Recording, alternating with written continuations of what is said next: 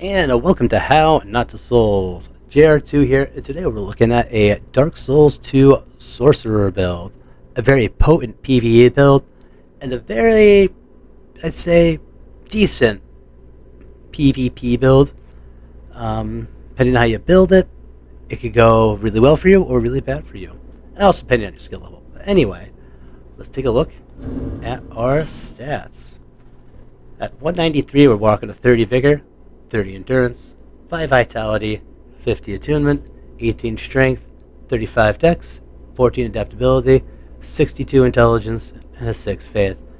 Now basically what we're going with this, we have like a semi-decent pool of health with a decent amount of endurance.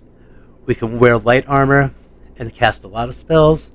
Our strength was only really meant for requirements on weapons, whereas our dex was our main source of physical damage, and we can cast faster with our dex as well. Adaptability isn't the best adaptability, but we're above 100 agility, so we can get some decent rolls out of it. 62 intelligence, the plus 2 on that, the 62 and the plus 2 on that is brought from our Black Hood, but I'd say you can go to 50 or you can go higher. The hard cap is 90, and you get diminishing returns, I think, after 50. So I took it to 60, and this extra 2s from that. Pretty good. And then our no faith, really, so it's just a base faith. Plus 2 on that, technically, because of the hat, or the Black Hood. Let's take a look at our weapons we were rocking. Got a plus 10 magic spear, or magic winged spear, for our pokey-pokes.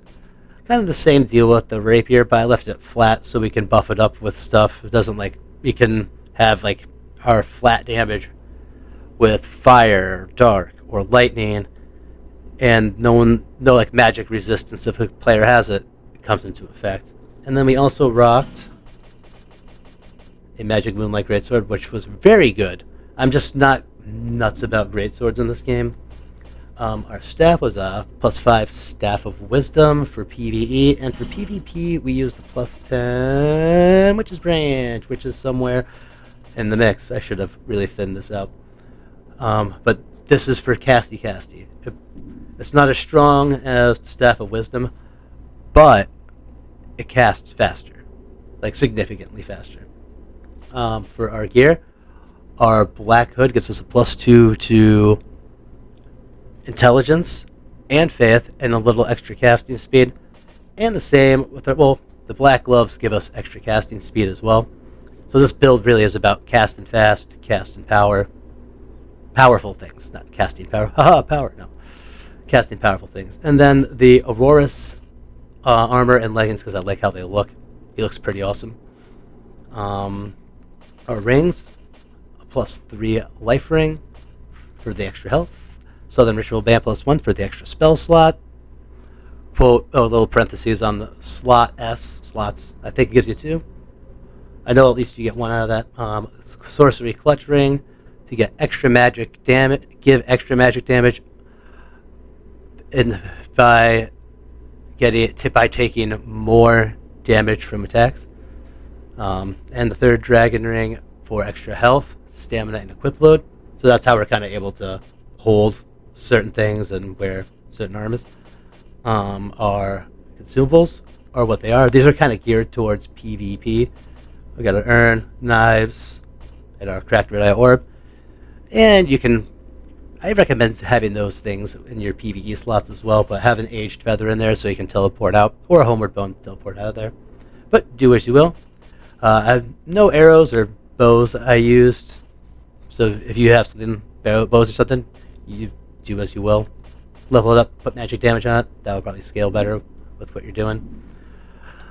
For our spells, we have a Crystal Magic Weapon, which was huge. Great Soul Arrow for just our basic adds that come at us. Crystal Homing Soul Mass for the lovely surprise on bosses and PvP. Just gives you that little extra damage. You don't have to worry about casting it. Then 8 Soul Spears, which are supposed to be Crystal Soul Spears, but they killed straight. But those actually output pretty well. So if you don't have your Crystal Soul Spears, the Soul Spears will do almost as good, not quite as good. So 12 soul vortexes. I don't know why I'm saying the number, but that kind of has a little demonstration. If you throw that into like a bunch of mobs, it will just kind of eat at them away, cut them down pretty hard. And there's a little AoE on the outside. And then our soul greatsword can cut through mobs, good in PvP. It's really awesome. And basically, for PvP, I just kind of used our crystal magic weapon, homing soul mass, soul spear, and our soul greatsword. I tried to find uses for other spells, and I kind of mixed it up, but those were my four main. And that's about that. Pretty good. Melts away bosses pretty well. PvP, like, I'm not the best at PvP, but I won some good duels. Got some good things out of it. I'm mixed on magic builds too, with PvP, and this one was decent. I wouldn't say outright go right ahead, but depending on how you build it, if you're going for pure caster, I think that might be rough in PvP. But if you have a melee functionality, which the game lets you have that because it lets you level up so often, I think you do fine. And yeah, that's about that. I hope you enjoyed the PvE and PvE footage, and I'll see you later. Peace out.